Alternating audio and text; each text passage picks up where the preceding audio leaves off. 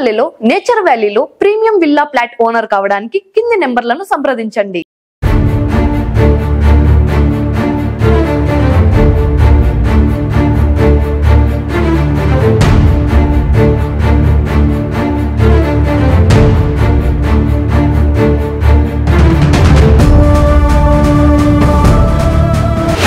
Straight గా ఇప్పుడు general గా ఇప్పుడు మీరు అధికార పార్టీలో ఉన్నారు.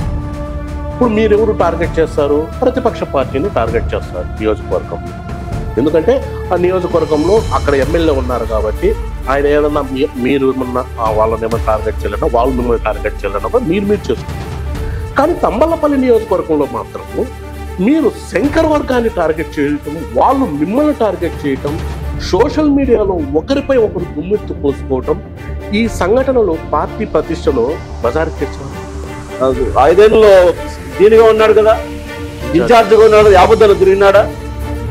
కనీసం కేసు కూడా లేదు ఈయనకు. కానీ ఈయన మనసు మీద ఎవరి మీద కేసు ఉందా?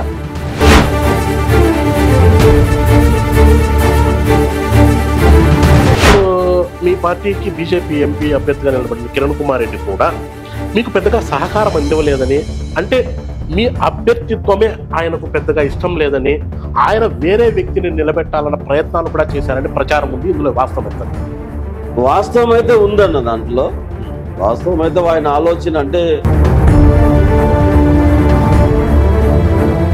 మీ పైన మీ ప్రత్యర్థులు చేసే ప్రధానమైన ఆరోపణ ఇంకొకటి జయచంద్ర రెడ్డి గారు. ఇదైతే మీరు సూటిగానే చెప్పాలి.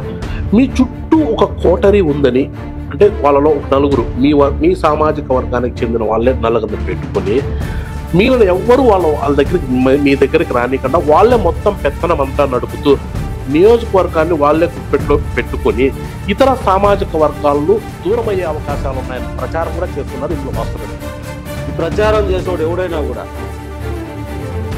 ఒకసారి జయచంద్ర రెడ్డి ఇంటి దగ్గర కానీ ఆఫీస్ దగ్గర కానీ ఎవరు నడుచుకుంటారు. తంబలపల్లి నియోజకవర్గానికి సంబంధించి సోషల్ మీడియా ఓపెన్ చేస్తే జయచంద్రారెడ్డి అవినీతిపరుడు, జయచంద్రారెడ్డి అనుచరులు అవినీతిపరులు, జయచంద్రారెడ్డి అనుచరులు వైసీపీ నుంచి వచ్చారు, జయచంద్రారెడ్డి కోవర్టు, జయచంద్రారెడ్డి అనుచరులు కోవర్టుని విపరీతంగా ట్రోల్ చేస్తున్నారు. దీనిపై మీరేం స్పష్టంగా చెప్పండి. కోవర్ట్ అంటున్నారు కదా, యావాకలు కోవర్ట్ చెప్పండి. మీకు టికెట్ వచ్చిన తర్వాత మీ మీద ఎదురుదాడి చేయడం ప్రారంభించారు. ఇప్పుడు వైసీపీ పార్టీకి తంబలపల్లిలో నియోజకవర్గ స్థాయి నిలబడే ఒక మగవాడు దొరకలేదా? ఈ తంబలపల్లి నియోజకవర్గంలో మీకు కర్ణాటక బార్డర్లు, అందులోన టీ సదుము, మా పక్క ఇసుక చాలా ఫేమస్. ఒకప్పుడు కొన్ని కోట్ల వ్యాపారం కూడా జరిగింది.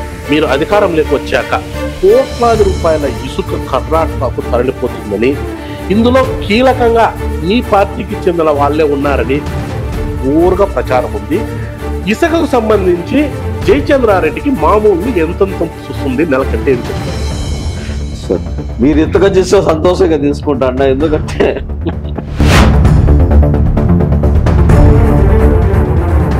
14 నెలల వ్యవధిలో 4 సీలు మారాల్సిన అవసరం ఏముంది అంటే అన్న, పోలీసు వ్యవస్థ మేము ఎప్పుడు కూడా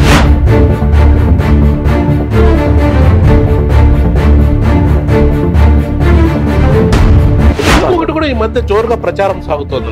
మీరే స్పష్టంగా చెప్పాలా. తమ్మలపల్లి నియోజకవర్గంలో త్వరలోనే ఇన్ఛార్జ్ను మార్చే అవకాశాలు ఉన్నాయని కూడా ప్రచారం చేస్తున్నారు. ఇందులో వాస్తవం ఎట్లుంటారు? అదే ఇన్ఛార్జీలు మారుస్తా అన్నారా, పెడతా అన్నారా, అది వాస్తవాలు. ఇప్పుడు త్వరలో స్థానిక సంస్థల ఎన్నికలు కూడా రాబోతున్నాయి. నియోజకవర్గంలో చూస్తే ఇప్పటికి కూడా ఎక్కడ వేసిన గొంగలే అక్కడే అన్న చందంగా 2 వర్గాల మధ్య విభేదాలు అలాగే ఉన్నాయి, ఏమాత్రం సమసిపోలేదు. ఈ నేపథ్యంలో ఈ 2 వర్గాల మధ్య ఇలాగే విభేదాలు ఉంటే రానున్న స్థానిక సంస్థల ఎన్నికలు ఎలా ఎదుర్కొంటారు? పెద్దిరెడ్డి కుటుంబంపై ఎలా విజయం సాధిస్తారు? మీరు ఒకటి గమనించండి అన్న, ఈ విభేదాలు ఇవి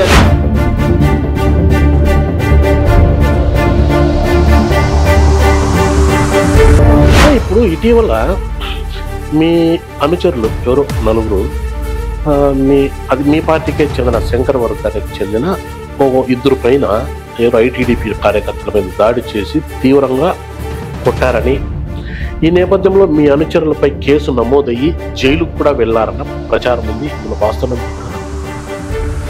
ఇప్పుడు శంకర వర్గము నా వర్గం అని కాదు, ఇద్దరు విపరీతంగా ట్రోల్ చేసినారు నా మీద అనేది ఒక అభియోగం ఉండేది వాస్తవం.